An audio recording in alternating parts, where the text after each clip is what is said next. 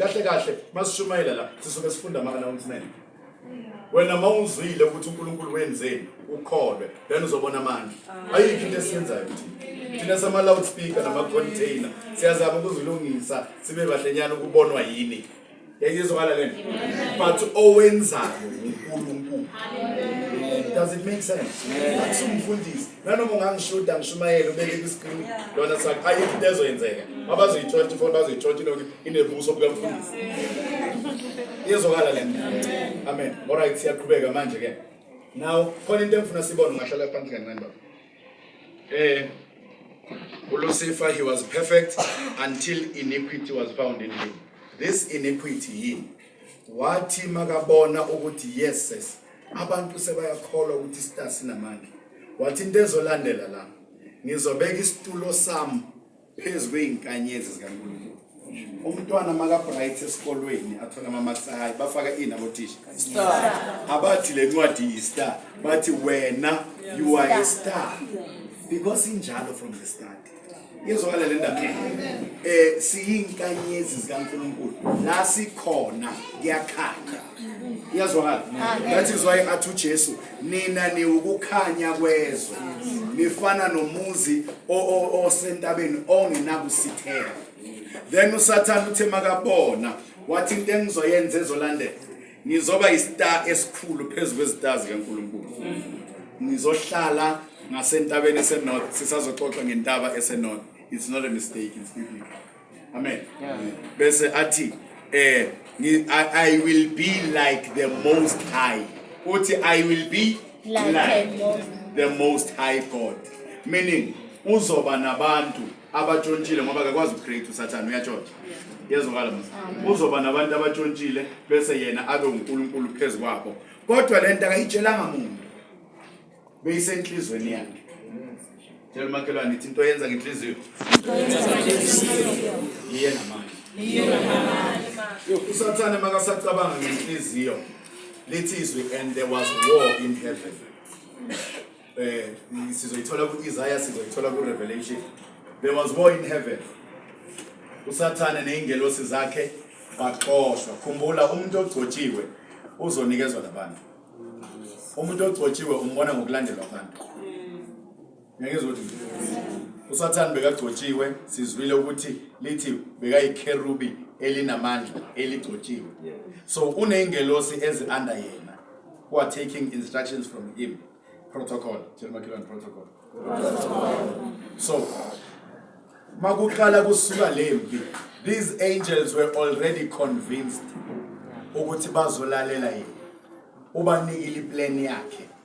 So lithi kwasuka umsindo ezulwini. uMichael yingelosi elwa izimpi zabantwana bakaNkulunkulu. As much as agcotshiwe uLucifer protected throne, kodwa beyikhona ingelosi enamandla ukudlula yena, which is Michael. Umsebenzi kaMichael ukulwa izimpi zabantwana bakaNkulunkulu. That is why Exodus 14 verse 14 ithi thula mina ngizokulwela. Uyazi uNkulunkulu ukuthi makalwa wenza imihlobo. When God shows up, he shows off. Amen. Those abantu bashintsha language bangasathi hallelujah. Bathi hallelujah. Hallelujah. Bayabona ukuthi awulwi kodwa uyalwela. Iyezwakala le ndaba. Amen. Now uSathane ney'ngelosi zakhe sebayalahlwa balahlele emhlabeni. Kodwa I want to show you ukuthi into eyenze ukuthi balahlwe, it's because bebangahambisi kahle message ebantwini emhlabeni. Yezwakala le ndaba. Amen. Isaiah 24 verse 1. Sesithola ke manje ukuthi kahle idlozi yini idlozi livela phi idlozi. Kula sizothola khona manje. Amen. Abazalwane bathi idlozi idemoni. Sizothola ukuthi yini idlozi. Amen. Yes ma. Isaiah 24 verse 1. Yes. Behold, the Lord makes the earth empty and makes it a waste. Yes, Isaiah 24 verse 1. Yes. Isaiah 24 verse 1. Yes. Behold, the Lord makes the earth empty and makes it waste, distorts its surface and scatters abroad its inhabitants. All right. Ngelo yi-1 agijime masinyana buyele kuGenesis chapter 1 verse 1 and 2. Ngifuna sifunde yona sifunde le. Ngifuna ukubona ukuthi khona into emeshayo la. Ngoba the earth was perfect iqedwe ukwenziwa. But the earth became formless. Amen. Baba wena mawufunda Isaiah 24 verse 1 omunye uzosifundela uGenesis mama uzosifundela uGenesis. Amen. Funda baba sizwe. 24 verse 1. Yes.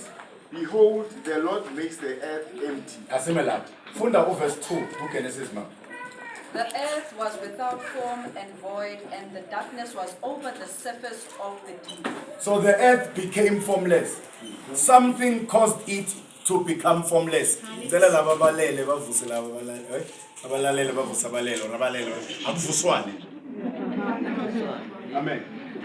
So fundele baba Isaiah. Behold, the Lord makes the earth empty. The Lord makes the earth empty. Samba sonke ne? Ubeka baba? And make it waste. Yeah. Distorts its surface and scatters abroad its inhabitants. All right. Asifunde ngesizulu sizwe lapha ngesizulu. Ithini ma? Isaiah 24 ukwahlulela kwezwe. Yeah. Bheka uJehova wenza izwe umhlaba awuchithe awugubungele ubuso bawo. Wenza ize umhlaba. Asikaze sezwa ukuthi uNkulunkulu ke wa destroy umhlaba wa turn upside down. Kule generation from Adam ukuza kithi. So kusho ukuthi labantu abachithwa uNkulunkulu wa turn umhlaba upside down. Abantu ababekhona before Adam and Eve. Amen. Because now lithi bheka uNkulunkulu wenza ize umhlaba. Awenzeni futhi Awuchithe agubungele ubuso bawo. Ahlakaze abakhileyo kuwo. uchitha umhlaba. Hallelujah. Bawuthena upside down ukugubuthela. Mangabe lento beyihleli so, mangigubuthela ngenza so. Yes. Iyazwakala lento. Amen. So remember, asibuyele kuEzekiel, I am not saying turn your Bible, mamela bit. Masibuyele kuEzekiel, izwi lithi the diamonds, emerald, gold, they on the surface of the earth. But namhlanje gold kunabantu abasebenza mine umsebenzi wabo yini uyigubhelana ngoba beyilapha phezulu. So the earth was turned upside down. No alizwi liyasho. Amen. And the mali uNkulunkulu makachitha umhlaba ugubuthela uthi uchithe nabantu abakhile emhlabeni. Labantu bebala emhlabeni. Namba sama sonke. Now labantu laba abekhe ethuneni bangaphansi komhlaba. Abantu baphansi. Abantu abaphansi. Bangaphansi. Abakithi abekho ngaphansi basemhlabathini. Abekho ngaphansi. Abantu baphansi yilaba abaya ngaphansi, phansi. All right. Hey. Yezwakala mos. Samba song. Now yini idlozi livela phi idlozi? Idlozi la createka labantu abakhonza uLucifer abangamazi uNkulunkulu. The day uNkulunkulu destroy umhlaba. That was the origin of amadlozi or amademon. Amen. Samba song. Amen. So idlozi akusumuntu wakini. Idlozi akusumuntu wakini ongasekho. Masinyane let us prove ukuthi umuntu wakini ongasekho as long as emhlabathini ubizwa ukuthi uyinthongo hayi idlozi. Asiye eBhayibhelini. All right. Siyagijima sakunceda ka Luke ne? Luke chapter 24.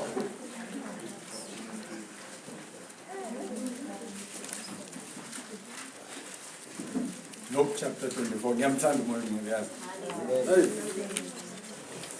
Luke chapter 24. Verse 39. Luke 24, the verse 39. Mase siyitholile singafunda ngicela ngesizulu. Amen. Cela sifundela yasondele la so that azwakale mayefunda sondela phi. Amen. Noma ngama emva kulelo thole. Amen. Luke 24 verse verse 39. Asimameleni ke bantwana. Ifundeka kanje isihloko sezindaba ukuzibonakalisa kukaJesu kubafundi bonke. Yeah. 39. Bhekani izandla zami nenyawo zami ukuthi yimina uqobo. Ngiphatheni nibone ngokuba ithongo alinanyama namathambo. Njengokuba ningibona nginako. Amen. Hallelujah. So likhona ithongo eBhayibhelini, ne? All right. uJesu uyashaywa, uyabulawa, uyafa, ufakwe ethuneni.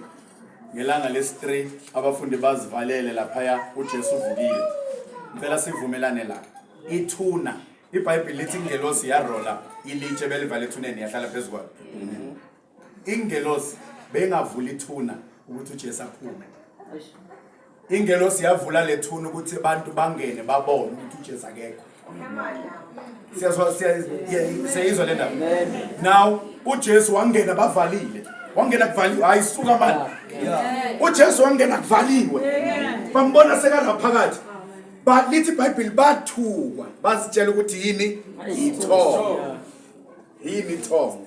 Umuntu wakini ongcwatshwe la emhlabeni, ongasekho emhlabeni. Now a question, uyakwazi ukuvuka phinda buya ebantwini na? Ngizokubonisa something. uJesu uphumile ethuneni. It's a sign yokuthi ukunqobile ukufa. Bani wakini esike samngcwaba bese wavuka wathi uzani nizobona ithuna lami limevu. Akekho. So abantu bakithi abangcwatshiwe bamathongo. Why basebuthongweni? Igama elithi ithongo yabo sisijoba lele so akasizwe. So umuntu mawukhuluma naye elele angakuzwa. Izange ngibuze a simple question, Bishop. Mangingeza kuwe ulele bese ngithi ngiboneke ifoni, ngiboneke isikhiya, ngiyabonga ukuthi unginikele izinto ngizobuya ngihamba. Mangiphaphama uthi ufuna ukuhamba uthola ifoni yakho ayikho. Mangibuya uzenza njani? Yeah, but in relationship yethu is right. No, get it. Why? Akaza akekho aware. Mara mina ngizile kuyalele. Yipa sebuthongweni. Ngakhuluma naye baba. Bese moto sengiya. Bese yena waphendula. Bese athi uthi ungcono lo phendulayo. Ngoba lo ngasekho uthulile. John chapter 5 verse 28 if I'm not mistaken. Ithabalele. Kuyofika isikhathi labazolizwa izwi laNkulunkulu. Abanye bayovukela ekuphileni okungunaphakade, abanye bayovukela ekulahlweni. Yezwakala le ndaba. Amen. Now let me tell you something. Asiqhubeke ngale ndaba fast. Abantu abangale komhlaba, insindiso ayisekho ngala ngithi. Usindiso usesela. Masicabanga sikhumbula indaba kaJehova noLazaro, isicebi noLazaro. Kwenzakalani? uLazaro wafa wanqwa. Isicebi safa sanqatsha. But sebavela oyi-1 uyakhala. Oyi-1 ungapha, oyi-1 ungapha. uLazaro uthi uDivas uyakhala isicebi sithi sibona uLazaro ekungcwatshwa naye ohlele esifubeni uyaneswa kuAbraham. uDivas isicebi uthi baba Abraham thumela uLazaro afa kumuno emanzini aqonsisele elimini lami ngoba la ngikhona ngiyasha. Yebo ngcwele. Masiloko shumayela insindiso kanje bese abaningi abayizwa. Ubhizi wenza isono ngamalunga omzimba wakho. Umzimba wakho mos. Ngale uzobukhala umemeza lemphatheshayo. Wamemeza mos wathi ngiyasha la. Asazo umuntu uzothi ngiyasha kuphi. Mara okusalayo uzobuyibiza ngegama. Yezwakala. Amen. uDivas wamemeza wathi ngiyasha la. Wena uzothusha kuphi. Amen. So uthi uAbraham kuStebi uthi angikwazi ukuthumela uLazaro because between nina nathi kunomkhawulo ovalile abangapha bakwazi ukuza ngapha. Laba abashayo abakwazi ukuza kulabo abaneswayo. Laba abaneswayo abakwazi ukusiza abashayo. Izwakala le ndaba. Amen. Uthi okay okungenani ke thumela still ubani uLazaro. uLazaro kuphi? Usethuneni kodwa umoya wakhe ulabela sebenzela khona.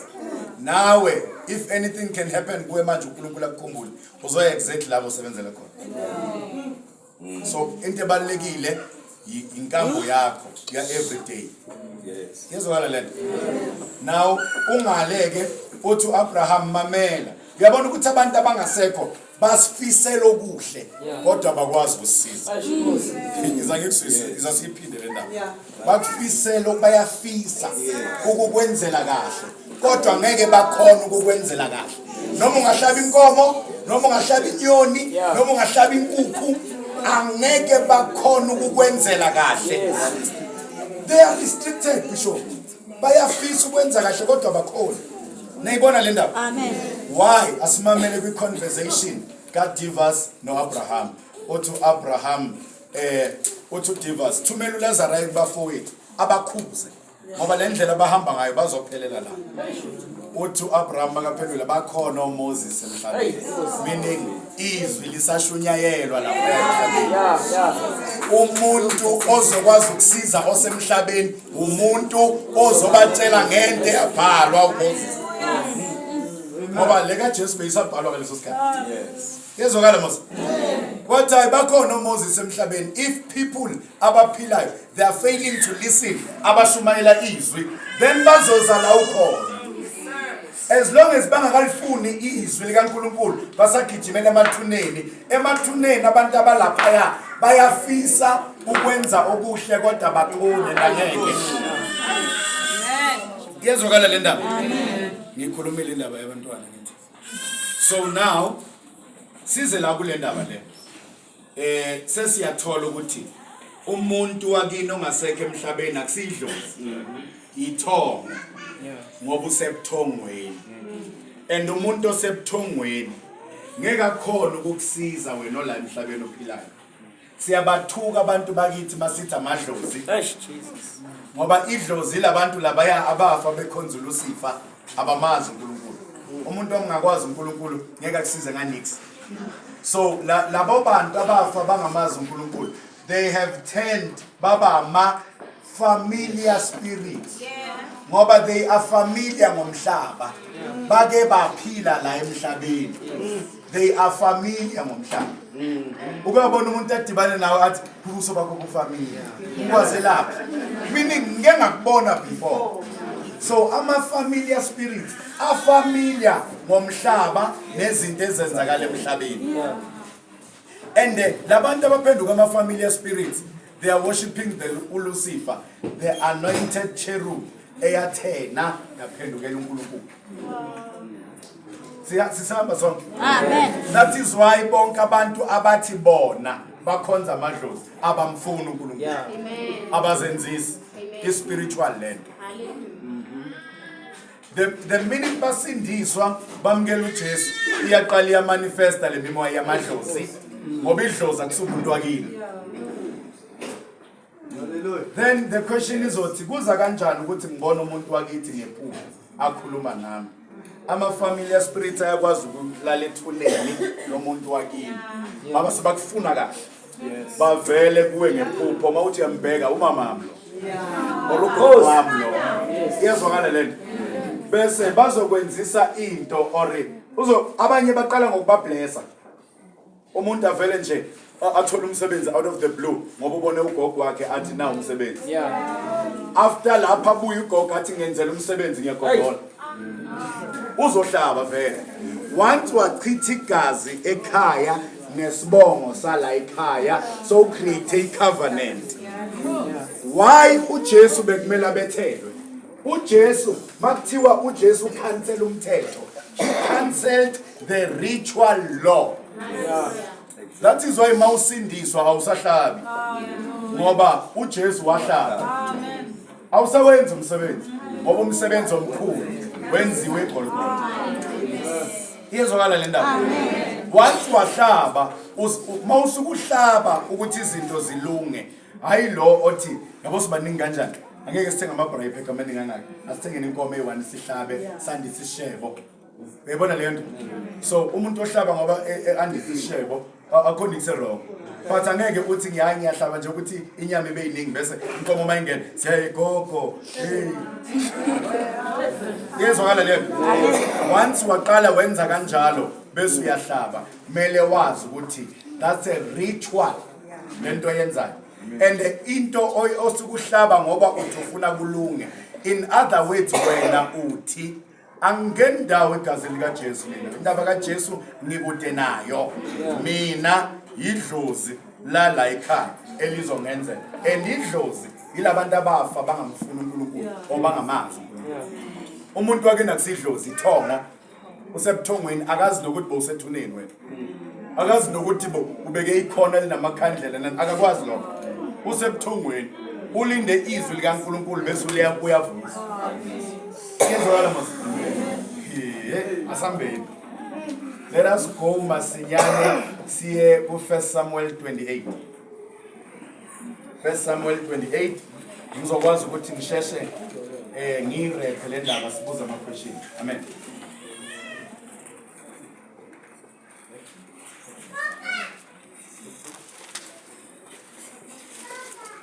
First Samuel 28.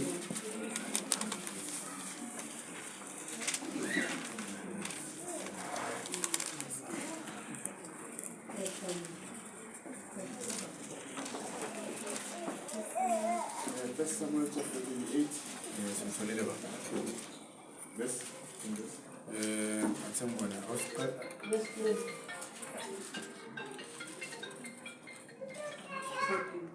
Amen. From verse 14. Funda baba sizwe. 28. Verse 3. Funda ngizwe. Now Samuel had died, and all Israel had lamented for him and buried him in Ramah, in his own city. And Saul had put the mediums and the spirits out of the land. Okay, kubeka baba. Verse 4. Then the Philistines gathered together and came and encamped at Shunem. Yeah. So Saul gathered all Israel together and they encamped at Gilgal. When Saul saw the army of Philistines, he was afraid and his heart trembled greatly. And when Saul inquired of the Lord did not answer him, either by dreams or by Urim or by the prophets. Then Saul said to his servant, "Find me a woman who is a medium, that I may go to her and inquire of her." And his servant said to him, "In fact, there's a woman who is a medium at Endor." Verse 8. So Saul disguised himself and put on other clothes and went, and two men with him, and they came to the woman by night. And he said, "Please conduct a CS for me and bring up for me the one I should come to." Amen. Aseme lapho for now. Thingichaze le ndaba bangcwele. uSamuel ulo wagcoba inkosi uSawule. Ever since uSawule wagcotshwa azange ayenze intando kaNkulunkulu. uNkulunkulu wagcina asuka kuye. Masifunda izwi lithi umoya oyingcwele wasuka kuSawule. Bese lithi umoya omubi ovela kuNkulunkulu wahlala kuSawule. I come to read. Lithi umoya oyingcwele wasuka. Then a tormenting spirit sahlala kuSawule. So mangabe ugcotshiwe kodwa ungayenzi intando kaNkulunkulu, uyasuka umoya kaNkulunkulu. Uhlala umoya ozokuhlukumeza. Yezwakala lento. That means uNkulunkulu akasekho lapho. Nayizwa le ndaba. So once uNkulunkulu wakufavor, wakubiza, wakugcoba, ungalinge uchazwe ukuthandwa abantu. Bese ucompromise iqiniso. Ngamano uthandwa abantu abayi3, uzondwa abantu abayi3 million, uthando uNkulunkulu. Ngoba mawushiwa abantu, ebangcwele makuphuma umuntu oyi1, sasa kuzoza abayi3 abazo. Amen. Uyayibona le ndaba? Bathi makusuka uNkulunkulu, so lose everything. Yezwakala le ndaba? Now uNkulunkulu usukile kwinkosi uSawule. ithi inkosi uSawule ubone isizwe sama Philistines beza ezweni labo babona ukuthi yimpi ke le kuzoliwa la. And uthi ku verse 7 uNkulunkulu mangimbuza akasangiphenduli akamphenduli Turim nenani Urim yayithola mase ila matcha 12 bewaba la yayithola uNkulunkulu bekakhuluma ngawo akubonisa ukuthi uthini ora khulume ngabaprofeti kodwa kuSawule beka ngasakwenzi lo. Now sizwa uSawule twin ngifundele ngo verse 7 ngesizulu uthini uSawule lapha ya wayesethi uSawule kuzo izinceku zakhe ngifuneleni owesifazane onedlozi hayibo imalapha kuba ngiye kuye imalapha umoya lo wamadlozi ubamba kakhulu abantu besifazane lenzo ikhuluma le nomuntu wesilisa masekangena ulo moya uphendula umuntu wesifazane go and read Romans chapter 1 from verse 26 explainela lento ngishoyo Romans chapter 1 from verse 26 izokutshela kabanzi lento ngishoyo. Amen. So now lithini izwi lithi ngitholele nowesifazane onani onedlozi, meaning idlozi into esuka la isuka khona bese ihlala emntwini. Yezwakala lento? Amen. Idlozi akusumuntu wakini. Hello, idlozi akusumuntu wakini. Umuntu wakini ulele usebuthongweni ulinde ekukhala icilongo bese uyavuka. Mara le mimoya yamadlozi mayibona ukuthi wena ukude noNkulunkulu iyakwazi ukuza kuwe ngeimage yomuntu wakini. Or mayibona ukuthi uphiwe kakhulu isiphiwo sokuprofeta izokugijimisa le moya. Mayibona ukuthi wena uNkulunkulu uneplan ngawe uzokugijimisa lo moya. Nangizwa masibengwe. So lo wesifazane bekuwesifazane onedlozi. Yini idlozi? It's one of labantu abafa bangamazi uJesu, ama-familiar spirits. They are familiar, especially ngabantu abangasekho because kwabona abasekho. Bayakwazi ukubheka bakutshele yonke into ngomuntu ongasekho ngoba naba abasekho. Iyazwakala le umuntu ongenwe idlozi wenza imikhuba. Ngicela sime khona lapho. Oyi-1 ophethe iBhayibheli lesizulu akasiyele ku Deuteronomy chapter 18. Ngifuna ukunibonisa. Angithi nizwile lithi ngitholeleni owesifazane onedlozi. Ake sibheke ku Deuteronomy chapter 18 from verse 9.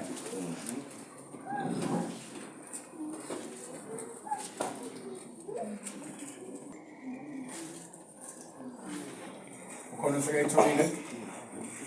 Amen. ukubhula kwabezizwe nabaprofeti bamanga. Yes. Yeah. uNkulunkulu wakho nxa usufike ezweni uJehova uNkulunkulu wakho akunika lona awuyikufunda ukwenza izilengiso zalelo. Ngicela sime khona lapho mama.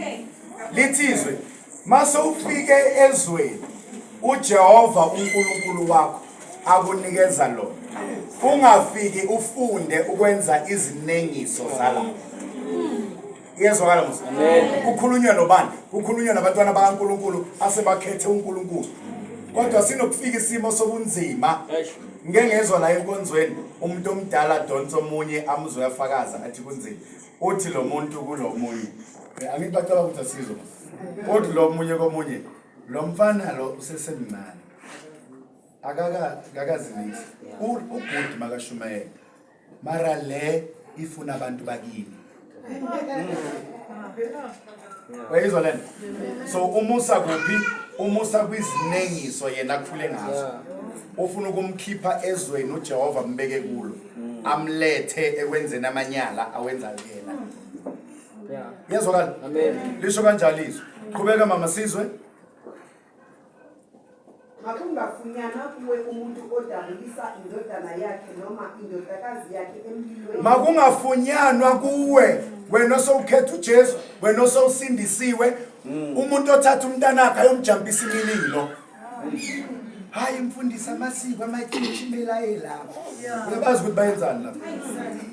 Asilapho kodwa uNkulunkulu uyabonisa ukuthi awubheke uzocha Samuel ukubhiza. Yezokala lento le. Lithi makungafunyanwa phakathi kwenu ojampisa indodana yakhe or indodakazi yakhe ini umlilo ubuthakathi lokho. Qhubeka mama Sizwe. Makungafunyanwa kuwe umuntu odabulisa indodana yakhe noma indodakazi yakhe emlilweni noma umbhuli noma osola imihlolo Noma umbhuli makubhule wenzani?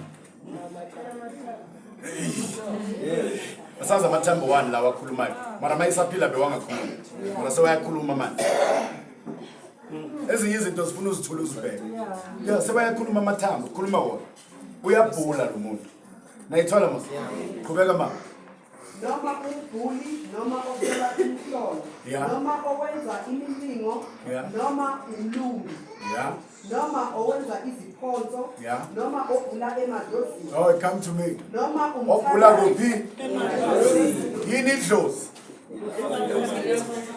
idlozi akusabantu bakithi abangasekho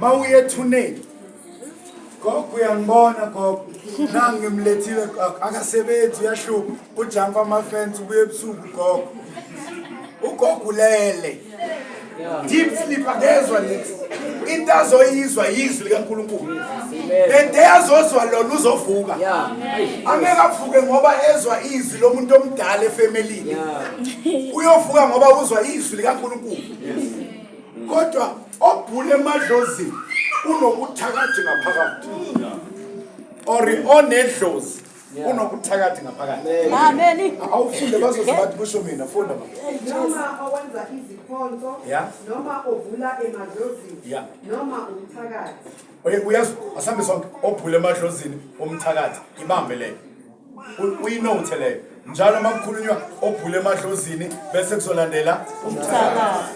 Qhubeka.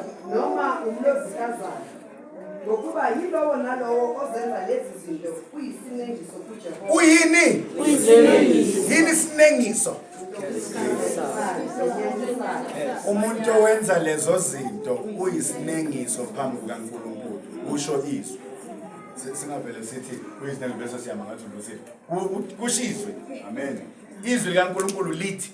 Amen. Owenza lezo zinto uyisinengiso phambi kukaNkulunkulu. Iyazwakala mama. Qhubeka mama. Ngokuba yilowo nalowo ozenza lezi zinto uyisinengiso kuJehova. Ngenxa yalezi zinengiso uJehova uNkulunkulu wakho uyabaxosha phambi kwakho. Mawuphelele kuJehova uNkulunkulu wakho. Thank you mama ngahlala phansi. Have you noticed ukuthi makuwe kuphela ophuma ekhaya la kwenziwa khona into zesintu once wasindiswa bayazisusa kuwe. Hayi ukuthi bayakuzonda. So wena ungazonda ifamily yakho ngoba isuka phambi kwakho ngoba usekho kulezi. uJehova uNkulunkulu wakho uyabaxosha phambi kwakho. Ushizwe. Ubani obasusa phambi kwakho? Nanoma bayafuna ukwenza into right ukukwenzela angeke bakhona sebazokushiya sebazokusideline bakubekele ngoba wena sowumntwana kaNkulunkulu.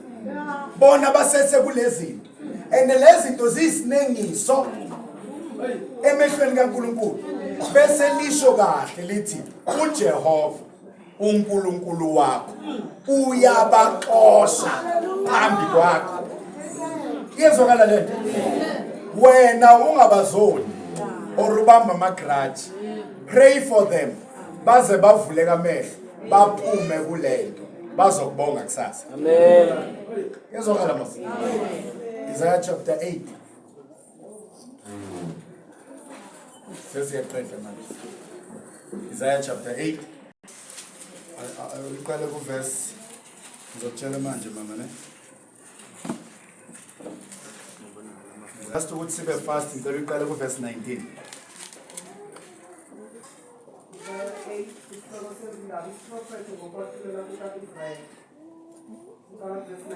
Yes. Lapho bethi yini funani kwaba namadlozi nakubathakathi. Bathi funani kuphi?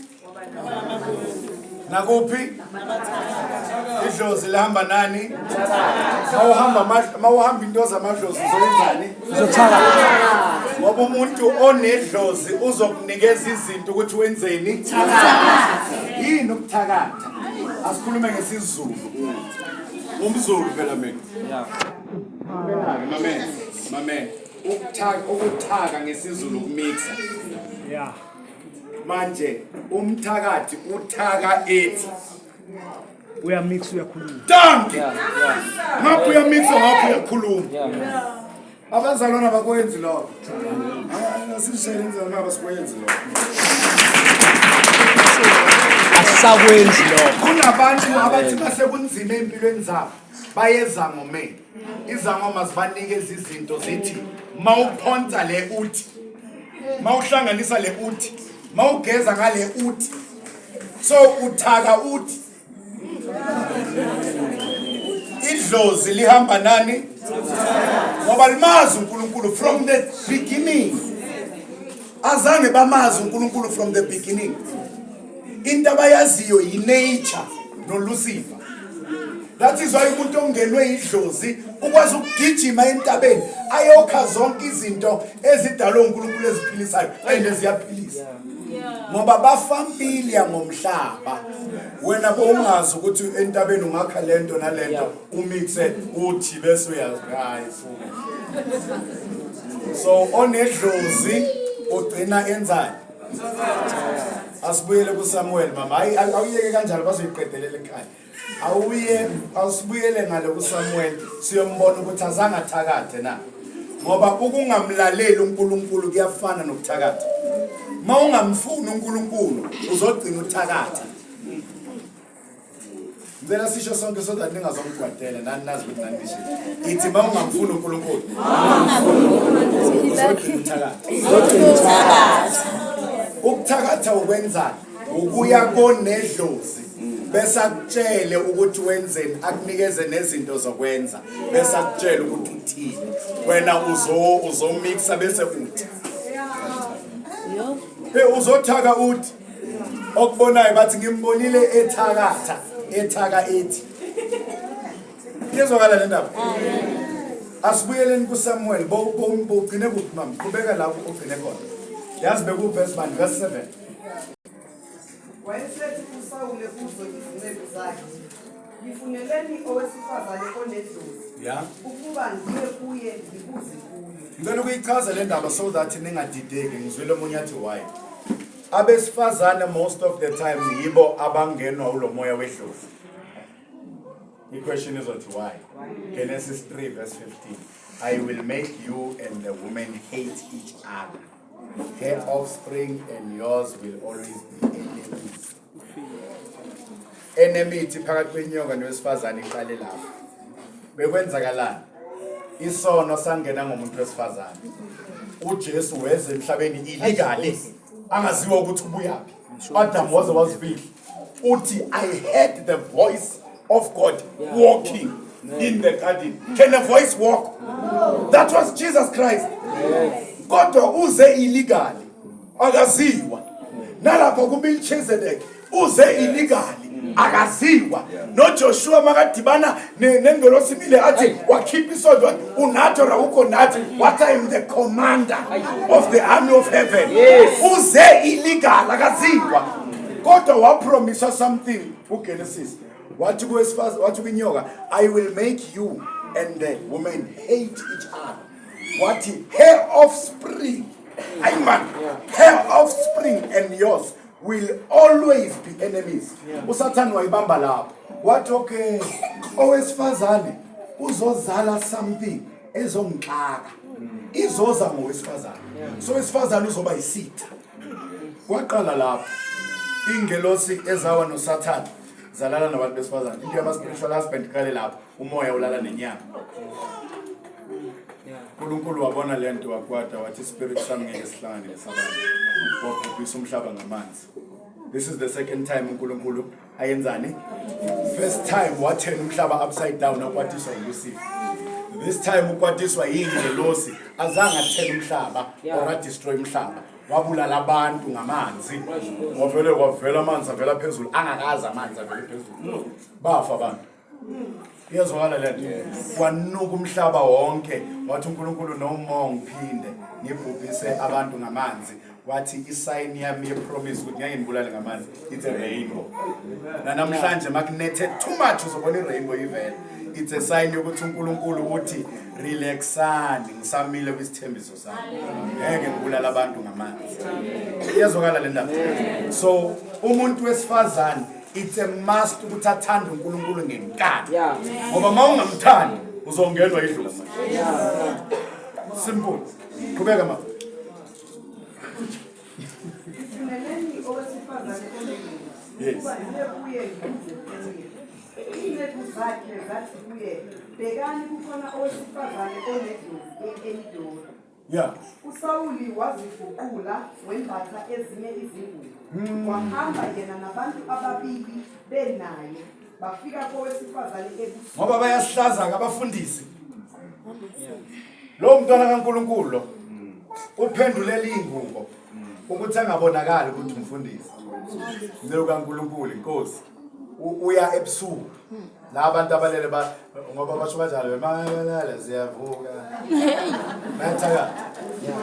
So ebusuku abantu balele yena uvukile. Uyahamba emathuneni, uhamba nowesifazane onedlozi. Abafundisi abangasenayo uNkulunkulu batholakala kwabesifazane abane and I think ngabe specific ngithi abesifazane ngoba manje anyone umuzwa sekathi nginedlozi. Bakhona nabo baba, khona nabafana abancane, khona angazi mina waya abantu bakwata umfundisi ona 12 masimisa la. Kodwa makabona isangoma esina 12 ubona izinto zinomali. Bazovuka abafundisi abana 12 years la. Ngoba nangale bakhona awugogo okho abana 12 years. Funda mama. Izinceku zakhe zathi kuye bheka kukhona owesifazane onedlozi elidodwa. Yeah. uSawuli wazifuqula wembatha ezinye izingubo wahamba yena nabantu ababili benaye bafika kowesifazane ebusuku. Wathi ake ungivulele ngedlozi. Hey. Ungenyisele engiyakusho. Phela abantu abayithubezela oyi1 wesifazane oyi1 wesilisa. Oyi1 wesifazane nango. Hayi uhlala phansi ngizosithatha ngoba abantu uyakhona. Ifa uSamuel lo usethuneni. Amen. uSawuli ulanda wesifazane onedlozi. Onani? Baya ethuneni lika Sawule lika Samuel. uSamuel uyithongo usebuthongweni. Uthi uSawule makafika ake ungibhulele ngedlozi. Unginyusele ngedlozi. Umuntu engifuna unginyusele yena unginyusele yena ngedlozi. Akathi unginyusele idlozi. I think it's clear ngosizwe. Akathi nginyusele idlozi. Uthi nginyusele lo engizokutshela yena ngoba yena akasiyidlozi. Wena wone idlozi. Wena ngedlozi lakho nginyusele ngoba idlozi lihamba nemi. Funda ke mama funda. Bafika kowesifazane ebusuku wathi ake ungivulele ngedlozi. Ungenyusele engiyamusho kuwe. Owesifazane wathi kuye bheka uyazi ukuthi uSawuli wenzeni ukuba umile ezweni abanamadlozi phakathi kwabo nabathakazi. Hayi man samba zoyithule ezini. Qhubeka mama. Ngalokho ungibekelani ugile ukuba ungibulale na? uSawuli wafunga kuJehova kuye owesifazane wathi uphila kukaJehova awuyikhokhela cala ngalokho. Wayesethi owesifazane ngiyakwenyusela bani na? Wathi ngenyusele uSamuel. Lapho owesifazane akathi nginyusele idlozi lami uSamuel. Uthi nginyusele uSamuel ngoba ukuthi akasekho emhlabeni akusho ukuthi seka idlozi. Yini idlozi? Familiar spirit. Umuntu wakini ongasekho yini? Ithongo. Why ayithongo? Usebuthongweni. Igama elithi ithongo lisuka ekuthini? Balele basebuthongweni. Hallelujah. Amen. Qhubeka mama. Wayesethi owesifazane ngiyakukwenyusela bani na? bemisele uSamuel. Yeah. Lapho owesifazane embona uSamuel wamemeza ngezwi elikhulu. Asime lapho because uscream ne. Ufuna uscream yeso. Now look at this. Look at this. Basemathuneni. Ujwayele lo ukuvusa iimage. Ngoba idlozi lisebenza ngeimage. Alikwazi ukuvusa umoya. Kusuke kungasi umuntu wakini lo mbona ngomoya. Alikwazi ukuvusa umoya. Lisebenza ngesithombe bese likuphi message bese uthatheke ngoba ulazi izwi likaNkulunkulu. Umuntu ongalazi izwi uwela noma kuphi. And emele uzisize ulifunde ngoba mawungathi ubheka amaBhayibheli manje awasena amavesi wonke amavesi akhishwayo yilawa expose into ezinje. So kubalulekile ukuthi mawuye enkonzweni yela izwi ungayele ezinye izinto. Yezwakala lento manje. Funa inkonzo engenamahloni ngokuveza iqiniso bese kulethe kuJesu. Yes. Hayi kumele lasiphakamisa uJesu. Yes. La siyakholwa ukuthi uJesu inkosi nomsindisi. Akekho omunye. Amen. Lamanzi lawa amanzi Jesu wakhela ngaphandle. Angeke uthola amanzi anezithombe namabhodlela 10. Amen. Because kune problem la. Amen. So now ake sihlale la kulenda. Uthi nginyusele uSamuel. Ujwayele ukunyusa isithombe. Ujwayele ukunyusa image. Into nje nyana ezoba isithombe. Ezoba yini? Ufuna labantu athahlela i1 endlini. Abo athi ngathi kunomuntu la. Or uthi uhlele ngapha uthi ngathi kunomuntu ngale. Mara uyazazi i1 endlini. Kusuke kuvuswe lento ukuthi ize izohlala nawe endlini. Or abanye bayaziyele emathuneni. Bathi uNkulunkulu sithi samngaba bese imlanda azogada ikhaya. Uzonigada umkhulu anilale nonke. Ningavumeleli, ningabe nomsebenzi, nihlale niphupha nilala nabantu. Yes. Hello. Amen. Hello. Amen. Sisese right. Amen. Akho umuntu wakini ongavuka ahlale kuwahlukumeza agulisa. Akusumuntu wakini loyo. Kumele uyibone lapho ukuthi akusumuntu wakini. Baze bathi usesemncane usafunda siyacela mxoleleni nizomthola makaphuma esikolweni bazomthola. Ukuphuma nje kwakhe esikolweni agraduate bese uyembasha emba ngenyanga. So mamela uyanyuka kuSawuli. This time akunyuka isithombe, akunyuka isithunzi nje. Ngiyangizwa mase. Wanyuka ispirit sakhe. Bese silele. Savuka for a reason. Aya ningizwa. Savuka for a reason. So makaqala nyuka ngifuna uscream. Nangoku uyamnyusa mnyusa. Uyamnyusa. Hayi la. Wena uzothi angithi makaqala phambi bese uyascream. Mnyusa ke nangu uyamnyusa. Uyamnyusa. Bese uyathuka escream. Hayibo. Ujwayele ukuvusa lezinto. This time uyakhala. Ukhaliswa yini? Akuvuka ngisithunzi. Kuvuka uSamuel. Wathi angiyazi lento. Angikwazi ngibone le. Waqale wamangala uSawuli ukuthi ukhalelani yini? Mtshela ubonani. Wathi ubonani mama? Lo wesifazane wakhuluma noSawuli wathi ungikhohliselani na? Yeah. Ngokuba unguSawuli. Yes. Inkosi yayisithi kuye ungesabi ubonani na? Yes. Owesifazane wathi kuSawuli ngibona uNkulunkulu ephuma emhlabathini. I come to me. Uthi ngibona uNkulunkulu aphume ethuneni. Ngoba mawuhambe unoNkulunkulu uhambe emhlabeni lithize babusisekile manje abafayo abafele enkosini abafele kuphi? Ayedlozini. Enkosini. Ngoba the time ulele lo moya ongcwele bowumbethe ula usawumbethe nangani. Lo moya ongcwele uyi-image kaNkulunkulu. Uthi ngibona uNkulunkulu aphume ethuneni. Uthi lo uNkulunkulu unjani nomuntu awumtshela unjani? Isho ke wathi kuye unesimo sini na? Yeah. Wathi kukhuphuka iqhebu elimbozwe ngengubo. Elimbozwe ngani? Ngengubo. Ukuthi akasekho emhlabeni akasaye. Usayimbethe lento kaNkulunkulu. Yeah. Ningizwa masongwe? Amen. nanoma amathambo wakhe sewavithikile aphelile kuwamathambo nje kuphela kodwa makukhuphuka umoya usambethele oqobo ngoba lento bowuyenza la kusayoma kuNkulunkulu and account mangabe uthi bowushumayela uyovela umbethele oqobo bese bavela bakulandelayo hayi man masingene ezulwini iBhayibheli lithi izitradi igold mina ngifuna sibabonise siphume edustini siyathele phezu kwegold mele kuphakame idust bazothi laba baphume ekuhluphekeni yilaba bageza ingubo zabo ngegazi likaJesu. Okay, hlalani phansi sengiqedile mina ngifuna ukuvulela nina manje. So sibonile owesifazane onedlozi uvuse uSamuel.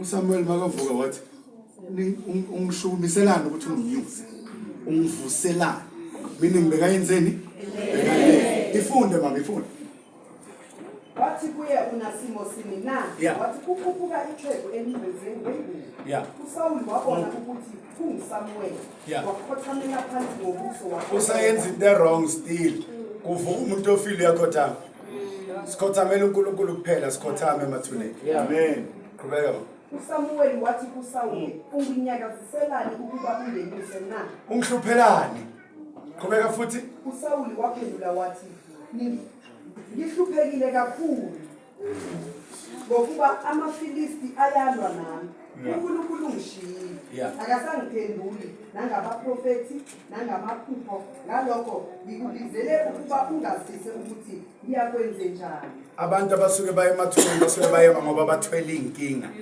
bayofuna isolution asizwe ukuthi uyitholile na uSamuel wathi pho ubuzelani kimi hayi vele uhlala noma ungahlala phansi hayi noma ungayeka bazoqhubeka ekhaya ufuna uzijwayeze ukufunda iBhayibheli hlala phansi thwini uthi pho ungibuzelani ngihluphelani ngena hlangana ngoba mase ngila ayisekho into engizoyenza uze uthi yini uNkulunkulu ukushile wakufulathela waphenduka isitha sakho na nayizwa lendaba ubuhlungu kushiwa uNkulunkulu ngabantu ushiwa abantu abantu bakushiya namhlanje kusasa bayakudinga wena mabakushiya abantu do not destroy that relationship beyond repair ngoba lo muntu okushiyayo kusasa uzokudinga abanye bayakulahla ngoba babona ngathi manje awusi next one day uNkulunkulu uzokukhuphula bazoza bazofuna usizo kuwe that is why wena kumele uzifundise ukuxola and move on ngoba labantu abangakufuni namhlanje sasa uzoba usizo kubo so you must heal quickly in order to save them bedile me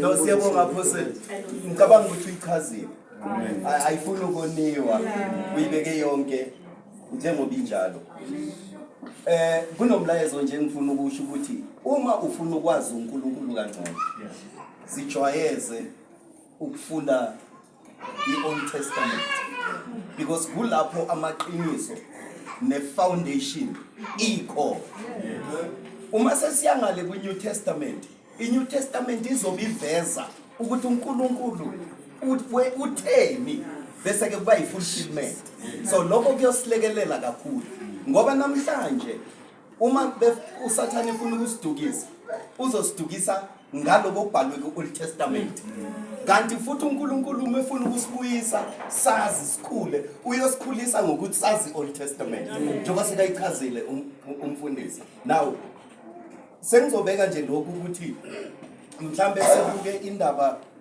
practically kithi because lokho esikwenzayo sizo Samuel sizwa ngalesa sikhathi kithina manje currently why kwenzakala kanje maybe as a word of advice bengisothi mina bekufanele sikubukisise lokho because uSathane one uyazi ukuthi isikhathi sakhe is very short so usebenza ngamandla okutadukise wonke umuntu and the best platform uSathane azi ukuthi uzoyuza Matthew 24. If you can read Matthew 24, ithi uma nibona amanyala encithakalo lawabonwa uDaniel, it's a prophecy kaDaniel, uthi loyo ofundayo makaqaphele. Namhlanje sibonani amanyala kuphi? Endaweni engcwele. Abantu abaningi bangaphandle baze bathi kungcono abangakhona. Abanye baze bathi soyaphi thina bazalwane. Abazalwane, you know, thina we have adopted. Thina sithi sisindisiwe. Lezi zinto ebesiziphikisa qala. Sithe mangabe usathane ethatha umhlabe ubhekisa phansi manje. Saba worse than before. Nalabantu ebesiba criticize. Did you know ukuthi thina abazalwane besibuka amanzi kukhulunywe namanzi kukhulunywe nezinto sizicriticize. Si criticize ngisho uniform. Ngalendlela le because besifuna ukuhamba ngokungcwele. But today usathana make ithele into wayijika uthi hayi man anibonanga kahle. Wozani thina sangena ukudlula labantu baqala. Mase sesigqoka sigqoka konke nezinye awusunderstand colors amanye awusunderstand. So this is what Satan is using. So ke bengizothi mina namhlanje maseqapheleni lokho ngoba isikhathi sifishane sika Satan usebenza ngamandla. And uSatan what is doing wenza lento esiyibona yenzakala eSouth Africa. Uyabona uSatan ukuthi no. Lugotsho alisesemanje. I cannot attack laba badala. Yabona kwi field of ministry thina sesibadala sekunzima ukuthi asi-attack because the roots and foundation are strong. Ugijimisa laba efundisa abancane abanamandla against izwi. Uthi lithi izwi lenkosi malikhuluma lithi ngibhalela nini uthi uPaul ngibhalela nina zinsizwa enisesenamandla okugijima. But uSathane uyafika uoppose lelo lizwi. Ufika uattack bona laba banamandla abayuze for his own purpose. Namhlanje sekushunyana levangeli lokuthi izinto zakho ziyavuleka. Yes. Amathenda ayeza. Ilelo vangeli namhlanje. Bese ke thiku Paul kuTimothy kuyofika isikhathi lapha abantu abayogijimela kuphi endaweni lapho bazokuzwa lezi zinto abafuna ukuzizwa. Namhlanje sigijima kuthiwa kuza umprofeti so kuzoba empty. Sigijimisa ngoba sifuna ukuzwa. Mayiqala nje umprofeti athi sibani ujumpa kwangathi speak. Into yenzakala namhlanje. It's program. uSathane une program. So ke bese ngizothi bekusoba kusho ukuthi sekayibeke kanje umfundisi. Sibuyele nemuva. Amen. Bese ke sithi asikhumbule la esiwekho. Bese ke siyaphila. Amen. Ngoba ithemba lethu likuNkulunkulu. 2021 le story ngiyathanda ukusichaza. 2021 sithela abefundisi sise KZN isikhathinyana nje 2-3 weeks siya besikhempela olwandle kuma besitrainela abefundisi la we beach front. Now ekseni siyavuka siyokhuleka sikhaya siye nematsheni siyokhuleka lapha emadwaleni.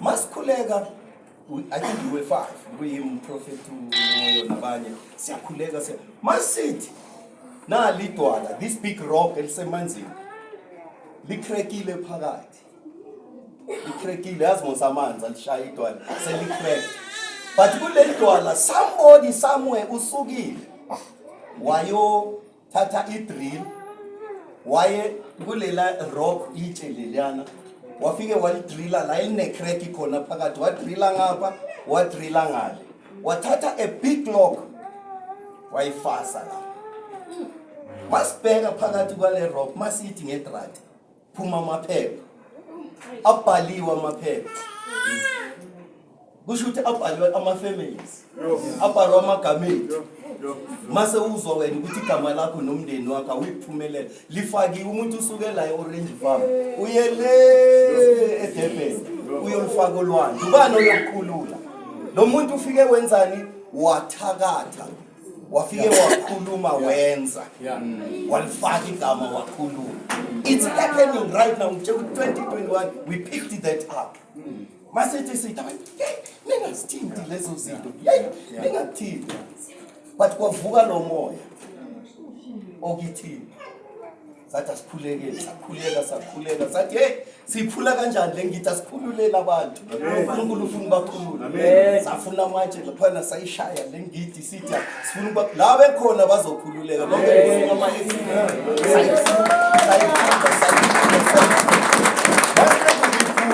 siyadeclare hayi labantu bakhululekile noma siyabazi noma sibazi sokusho ngezinto ezenzakalayo thina ke sophenduka siyobuza mase siyobuza kuzovukane umoya wamadlozi bese usidirect phi singene phakathi kube worse than before mase sesiphuma about 10 meters away la esikhona masithi kune coffee nelula ibhokisi new coffee nje lincane lika libekiwe lapha livulwe nje kancane kunama message phakathi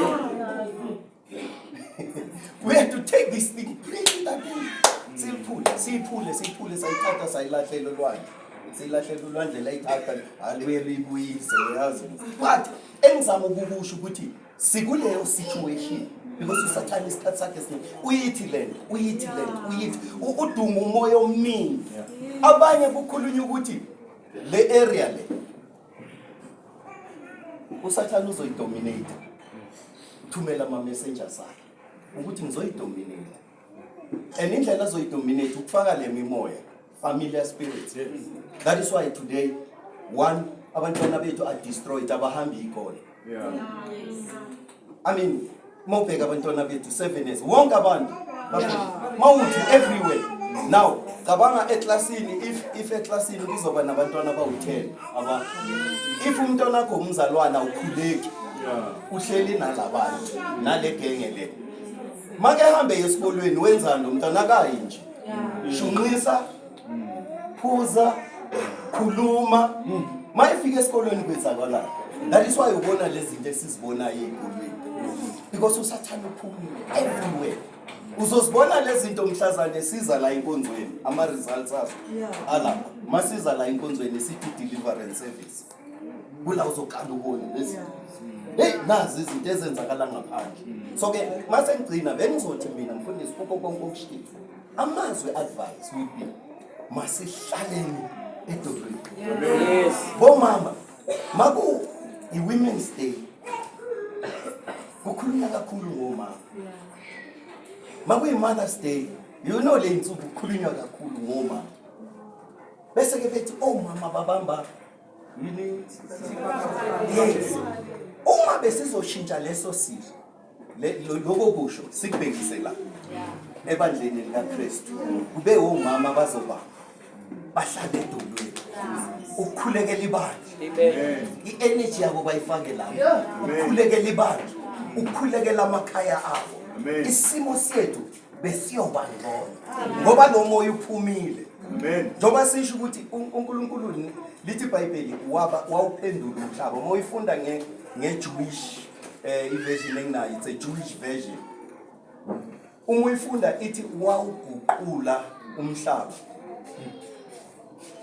and then abantu bakhona wabachitha kusho ukuthi baspreada so ingakho namhlanje uzowuthola lo moya esikhathini esiningi lo moya ngoba kwaguqulwa uma bewuzobheka ukudalwa komhlaba bowuzobuka ukuthi lamandla sithi akhona njalo makubele kuthiwa kukhulunywa ngabaphansi bonke abantu mabefuna ukulanda amandla bathi bawalanda phi ngaphansi bongena ngaphansi kwamanzi baphume nezinto zabo ukuthi uNkulunkulu mayiseyiguqulile lento yaba yimbewu ngaphansi baspreada umhlaba mangabe bengaphansi lithi iBhayibheli wasala umhlaba unamanzi wonke indawo uvalekile mawusufunda kuNkulunkulu maserishape umhlaba wathi amanzi mawahlukane yes kodwa laba sebekuphi sekuabantu abaphansi sekuyahlukanisa umhlaba wathi amanye amanzi abephezulu amafu wathi amanye wathi lapho kugcwele amanzi le ndawo iyobizwa ngokuthiwa yini ulwandle bese kuNkulunkulu ethi lapha elwandle nina maniza anobusa kuleyo kingdom yo the kingdom of the sea. Masubuka ke mhlambe make umfundisi uyichaza indaba yokubusa kwethu ngizama ukuza kulento ukuthi sisheshe sisabe sibe novalo ukuthi abaphansi they were there before information yethu sibakhona bese bevele umhlaba lithi wawuguqula ubhekisa phansi labana baba ngaphansi uma bengaphansi ereshape umhlaba ushape nje umhlaba abangaphansi bakho yingakho kwabalula kuSathane ukuthi athathe lento engaphansi ngoba yena wayeyazi ngcono la isetup uyazi ngcono kwabalula ukuthi mangahlanganisa lokho ngihlanganise lokho. That is why abantu namhlanje we don't judge, we don't measure men and women of God based on miracles. Akati umuntu mayenza mama, hey, this is a man of God or a woman of God, because uSathane angawenza ama miracles amaningi. Because he's a man, yena uyimiracle ngokwakhe. And into engiyifundayo nengibhekayo lithi uNkulunkulu mayise emkhipha lithi uSathane was never stripped. Lithi wavele waxoshwa.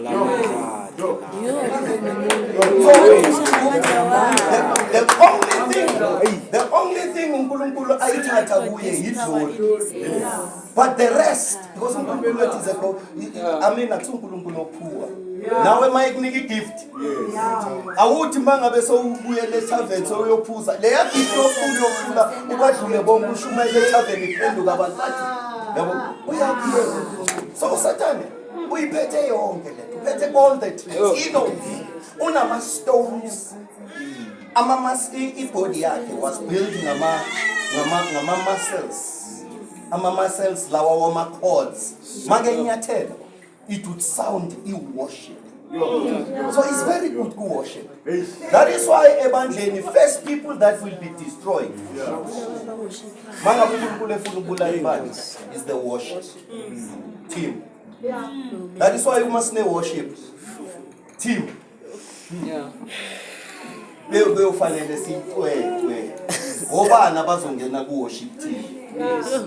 Because labo bantu they will bring the glory or move the glory away.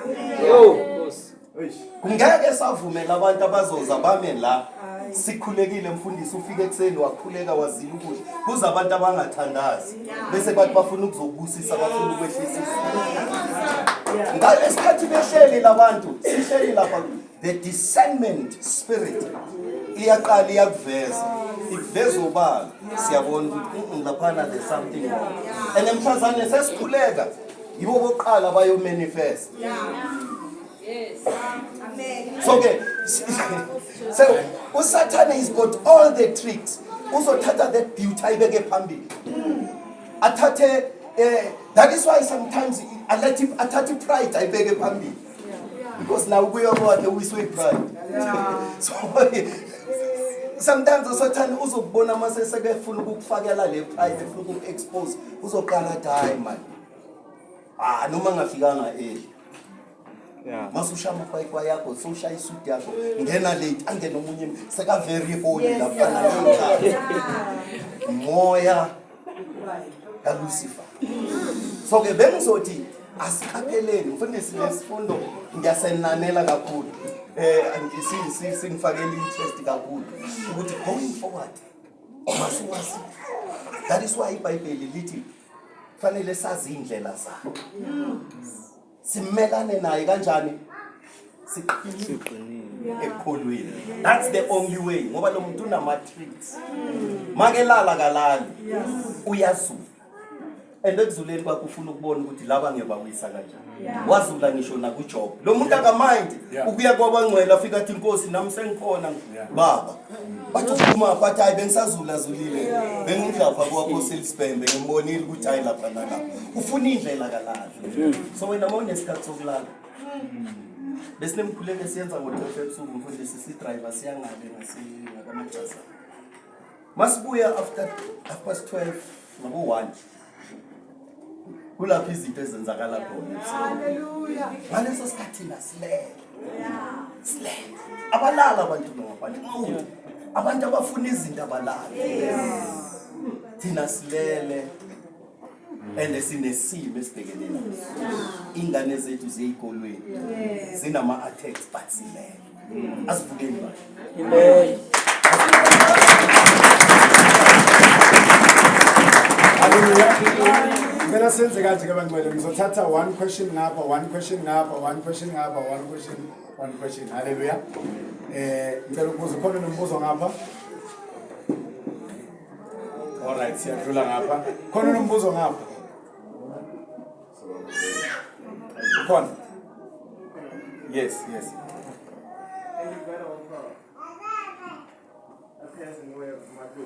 Yeah.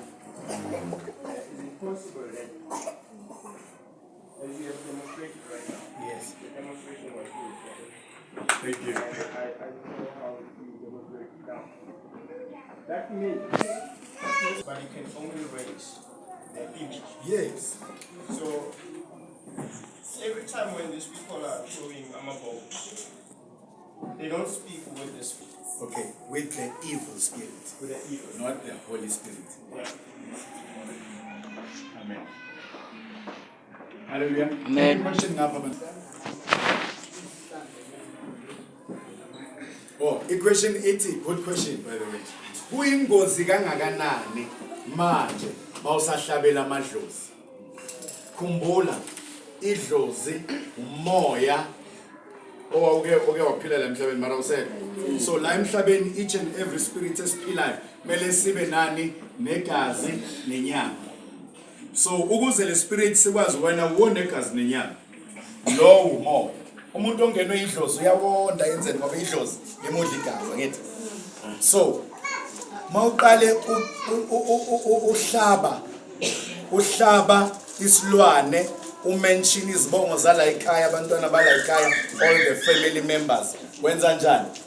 You are dedicating them to the covenant oyenzayo including you. Then malichitheka legazi kungena umoya. Ngizani ngintshela ukuthi insindiso injani. Insindiso it's a message ngegazi lika Jesu. Amen. Masikholwa kule message asilichithi la chitheka. Thina siyakholwa nje kuphela bese kuba nomoya ohlala kithi. Amen. Ngenxa yokuthi sikholwa kule gazi. Lo moya ohlala kithi ubizwa ukuthi umoya oyingcwele. Ungena ngenxa yegazi. So umoya wobungoma ungena mawuqale uhlaba uchitha igazi nesibongo sala ekhaya. So le izoqala lento ithathe ama image wala ekhaya ngoba ingene la ekhaya ngegazi. You understand? So I covenant usofa silahlala. Akekho umuntu ongahlukanisa ne covenant ngaphandle koJesu. Amen. Izenzo chapter 16 verse 16 kunentombazane yayinomoya wobungoma. Yathi bona bo Paul badlula yaqala ya prophet ba prophet into ekhona ngomoya orong. Uyayizwa le nto? Amen. Isangoma sikuprophet into ekhona kodwa isolution wrong nomoya urong. Ngoba umoya wedlozi. And idlozi alimazi uNkulunkulu alimfuna uNkulunkulu ngeke lize likuse kuNkulunkulu. Uyezwakala lento? Amen. So ubungozi bakhona ukuthi once uhlaba lemimoya ingena uzophilela lemimoya.